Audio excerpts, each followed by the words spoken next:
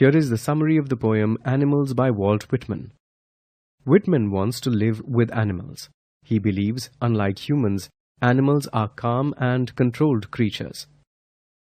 He admires animals and believes he can look at them infinitely.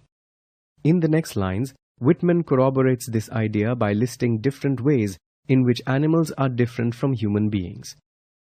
Animals, unlike humans, do not complain about their life or situation. They do not cry over the sins committed by them.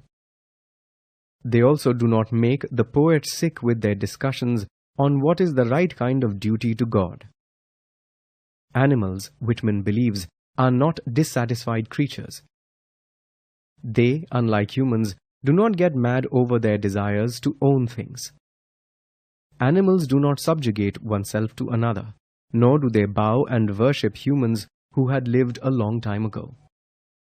Animals, Whitman finally says, do not care about being respectable nor understand the concept of unhappiness. So, through the list of differences, Whitman is highlighting the self-imposed restrictions of humankind. The poet then expresses his acceptance of animals who show only their true selves to the poet. Through watching animals and their true selves, Whitman gathers pieces of himself which have been lost by living in the society. Whitman wonders how animals could possibly have pieces of himself. He wonders if he passed them by ages ago and carelessly dropped them. Thus, in the final 4 lines, Whitman explores the possibility that animals currently possess what humankind did at some point, natural virtues which have been lost as civilization progressed.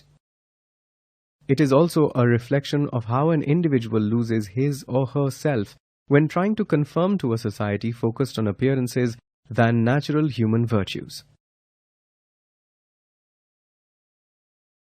Now let us examine the literary elements from the poem Animals. In the poem, Whitman has generally personified animals.